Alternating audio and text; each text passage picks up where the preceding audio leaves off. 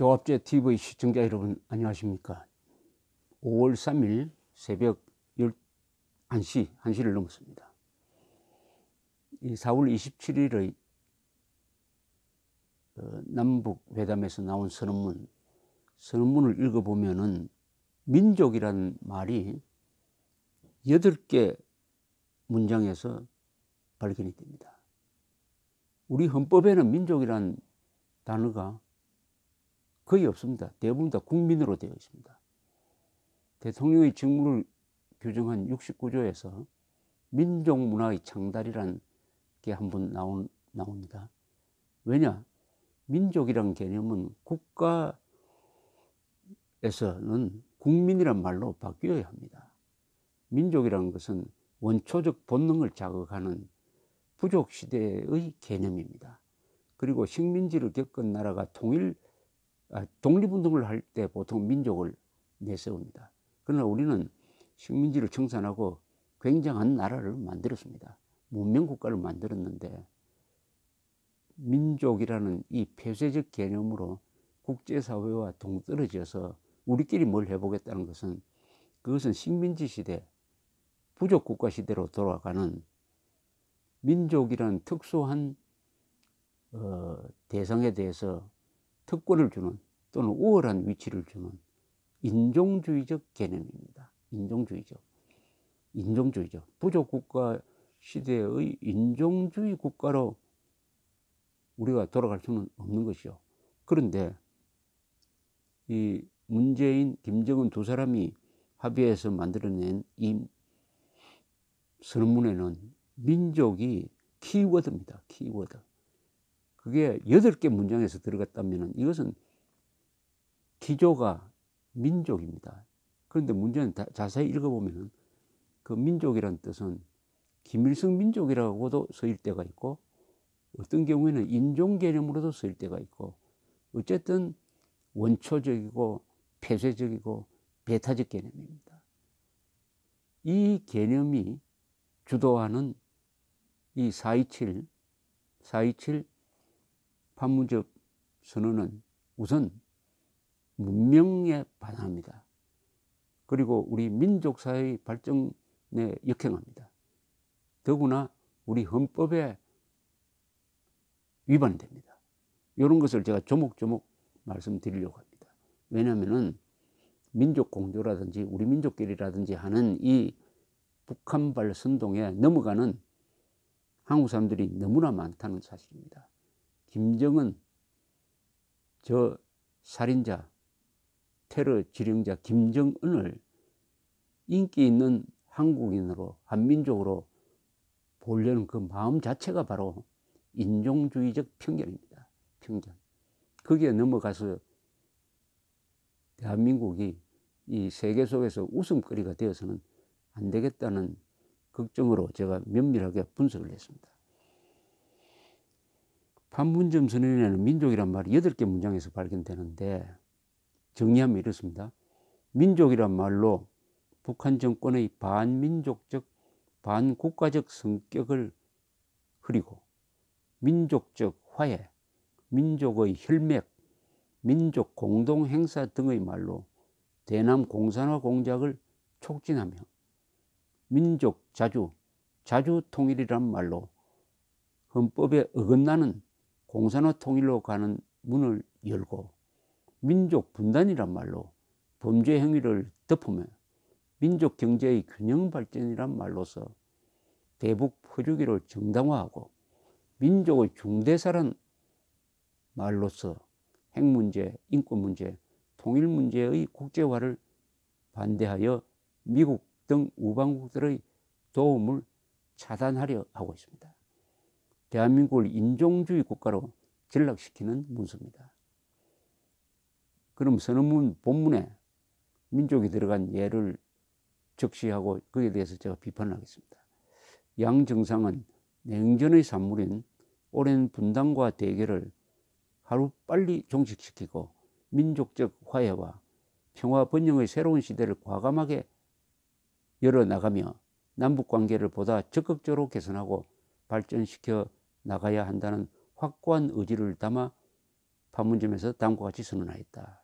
이 문장에서 냉전의 산물이라고 했습니다. 6.25 남침에서 연평도 포격까지 반민족적 전쟁 범죄 행위를 저지른 것을 냉전의 산물이라고 그랬어요. 이것은 면죄부를 주는 겁니다. 그리고 그러한 모든 전쟁 범죄 행위를 민족적 화해라는 말로 얼버무리려 합니다. 여기에 문재인 대통령이 도장을 찍어주었습니다. 또 이런 문장이 있습니다. 남과 북은 남북관계의 전면적이며 획기적인 개선과 발전을 이룩함으로써 끊어진 민족의 혈맥을 잇고 공동 번영과 자주 통일의 미래를 앞당겨 나갈 것이다. 남북 관계를 개선하고 발전시키는 것은 온결의 한결같은 소망이며 더 이상 미룰 수 없는 시대의 절박한 요구이다. 이렇게 선언합니다. 제가 비판을 한번 해보겠습니다. 이것은 남북 통일의 조건이 이념의 통일, 즉 공산주의를 폐기하고 자유민주적 기본 질서로 통합되는 것임을 부정하기 위하여 민족의 혈맹 잇기, 자주통일이라는 말을 만들어낸 겁니다. 헌법 제4조에 위반됩니다. 남북통일이 민족의 혈맥을 잇는다고 됩니까? 남북통일이 되려면 이념의 통일이 이루어져야죠. 북한의 공산주의가 무너지고 주체사상이 폐기되어야 통일되는 것인데 그것을 덮고 혈맥을 잇는다는 원초적 인종주의를 앞세웠다. 평화적 자유통일을 규정한 헌법 4조를 위반한 내용입니다. 그럼 이 선언은 무효가 되죠. 또 이런 민족 개념이 또 들어갑니다. 남과 북은 우리 민족의 운명은 우리 스스로 결정한다는 민족 자주의 원칙을 확인하였으며 이미 채택된 남북선언들과 모든 합의들을 철저히 이행함으로써 관계 개선과 발전의 전환적 국면을 열어나가기로 하였다. 아니, 우리 민족끼리 민족 공조가 이제 한층 더 업그레이드 돼가지고 이제는 민족 자주로 바뀌어버렸습니다. 민족 자주. 이것은 반미를 의미합니다. 반미, 반외세. 대한민국 헌법은 그런데 국민 주권주의이지 민족 주권주의가 아닙니다. 민족 주권주의. 대한민국 헌법은 국적을 가진 사람들끼리 모여서 결정하는 것입니다. 그러니까 북한 정권 사람들과 논의해가지고 대한민국 운명을 결정하는 거 아닙니다. 아니, 우리의 운명을, 대한민국 운명을 왜 북한 노동당 정권, 민족 반역 집단과 논의해가지고 결정합니까? 그런데 여기 그렇게 써놨어요. 우리 민족의 운명은 우리 스스로 결정한다는 민족 자주의 원칙. 더구나 이 민족 자주의 원칙이라고 할 때 이 민족이 어떤 성격이냐를 분명히 해야 됩니다. 북한 정권의 본질은 민족 반역자, 전쟁 범죄자, 반인류적 인권 탄압자의 성격인데 그거 다 무시해버리고 같은 동족이니까 손잡고 통일 문제, 핵 문제 다 한번 논의해보자. 이렇게 되면은 형사가 강도가 저지른 범죄 행위는 다 덮고 형사가 강도가 손잡고 우리 마을의 치안 문제를 한번 의논해보자 하는 거하고 정확히 일치합니다. 그것을 민족이란 이름으로 우리 민족끼리 란 이름으로 다 덮어버리고 있습니다. 그러니까 이 민족이 악행을 덮는 만병통치 역할을 하고 있습니다. 거기에 왜 대한민국 대통령이 도장을 찍었습니까? 또 이런 문장이 나옵니다. 남과 북은 민족적 화해와 단합의 분위기를 고조시켜 나가기 위하여 각계각층 다방면적인 협력과 교류 왕래와 접촉을 활성화하기로 하였다. 이것은 대남 공작 사업을 민족적 화해로 은폐하고 반대한민국 통일전선을 만들겠다는 내용입니다. 그 다음에 이렇습니다.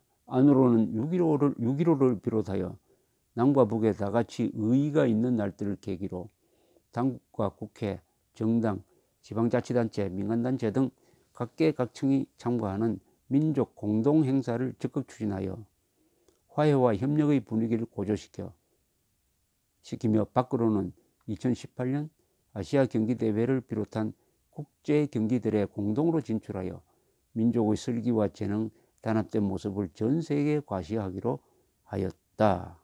이것도 남북한의 반대한민국 세력이 민족의 이름으로 뭉쳐가지고 반공자유민주주의 세력을 고립시키려는 전형적인 통일전선 전략입니다. 또 이런 문장입니다. 남과 북은 민족 분단으로 발생된 인도적 문제를 시급히 해결하기 위하여 노력하며, 자, 여기서 북한 정권의 전쟁 범죄 행위로 발생한 이산가족, 국군포로, 납북자 문제 등등을 뭐라고 했느냐? 민족 분단으로 발생된 인도적 문제라고 호도하고 있습니다. 이것은 민족 분단으로 생긴 게 아니고 북한 정권의 반민족적 범죄 행위로 생긴 것입니다. 민족 분단에 책임을 떠넘기면 안 되죠. 이런 문장이 있습니다. 남과 북은 민족 경제의 균형적 발전과 공동 번영을 이룩하기 위하여 14선언에서 합의된 사업들을 적극 추진해 나가며, 민족 경제의 균형적 발전과 공동 번영을 이룩하려면은 한국의 경제를 북한과 맞추기 위해서 하향 평준화 될 때까지 북한 정권에 뜯어먹히도록 하겠다는 뜻입니다. 대한민국 대통령이 왜 여기에 합의를 해줍니까? 한국의 경제를 망가뜨려 가지고 북한 수준으로 맞추려고 하는 거 아닙니까? 이거 민족 경제의 균형적 발전, 민족 경제의 균형적 발전, 이게 얼마나 악마적 이야기입니까? 민족 경제 하니까 뭐 그럴듯하죠. 균형하니까 좋습니다. 발전, 공동 번영 다 좋은 말이에요. 근데 좋은 말을 논리적 연결성 없이 이렇게 딱 묶어버리면은 결과는 어떻게 되느냐? 대한민국의 경제를 파괴해가지고 북한 수준으로 내려앉추자 하는 자폭선언입니다. 자폭선언. 자해를 넘어서 자폭선언입니다. 한국 경제 자폭선언입니다. 뜯어먹히자는 겁니다. 북한한테 뜯어먹혀도 좋다. 이걸 왜 대한민국 대통령이 도장을 찍죠? 그래서 이 선언문은 북한에서 초안을 잡고 한국에 누군가는 받아 쓴 게 아니냐. 홍준표 대표가 지적한 게 그게 농담이 아니라는 생각이 듭니다. 마지막으로 이런 또 이야기가 나옵니다. 양 정상은 정기적인 회담과 직통전화를 통하여 민족의 중대사를 수시로 진지하게 논의하고, 이건 뭐냐? 핵 문제, 통일, 인권 문제 등을 민족의 중대사로 규정해가지고 국제화하지 말고 우리 민족끼리 조용하게 해결하자. 그러면은 북한이 핵 문제, 핵 능력과 남한의 종북 세력을 결합시켜서 대한민국을 군사적으로 공격한다든지 이념적으로 공격해가지고 적과 통일을 하려고 할 때 외국에서 개입하면은 이거는 민족의 중대사니까 우리 민족의 운명을 우리끼리 논의하는 과정에서 외세의 도움을 받지 마라. 이런 쪽으로 아마 쓰일 때 요 항목이 이용될 겁니다. 요약하면은 판문점 선언은 민족 반역 집단과 협력하여 민족의 운명을 결정하려는 합의입니다. 전쟁 범죄 집단을 민족애로 비호하는 정도가 아니라 전쟁 범죄의 피해자인 대한민국과 동격으로 대우하겠다는 반윤리적 합의입니다. 대표성이 없는 북한 정권을 통일의 대상으로 삼는 반민주적 합의입니다. 북한 정권의 대한민국 파괴 공작에 면허증을 주는 합의입니다. 동족의 우월적 위치를 내세우는 인종주의적 민족 개념에 동의함으로써 세계적 문명국가로 성장한 대한민국을 부족국가 시대의 폐쇄적 인종주의 국가로 전락시켰습니다. 결론적으로 군사상의 적이요 헌법상의 반국가 단체이고 역사상의 민족 반역 집단이며 국제법적으로는 반인류 범죄 집단인 김정은 정권을 이 정도로 도와주고 덮어주고 밀어주는 문서라면 이거 역적모의로 봐야 되는 거 아닙니까? 헌법과 정체성을 무시하고 국민의 안전을 위태롭게 하는 문서에 서명한 대한민국 대통령은 헌법 66조로부터 국가의 독립, 영토의 보전, 국가의 계속성과 헌법을 수호할 책무, 평화적 통일을 위한 의무, 헌법 제69조로부터는 헌법 준수, 국가 보위, 평화적 통일, 국민의 자유와 복리의 정진 및 민족 문화의 창달에 노력해야 할 의무를 명령받은 사람입니다. 대통령이 헌법상의 이 모든 책무를 판문점 선언을 통해서 포기했다. 민족의 이름으로 포기했다는 것을 확인할 수가 있습니다. 감사합니다.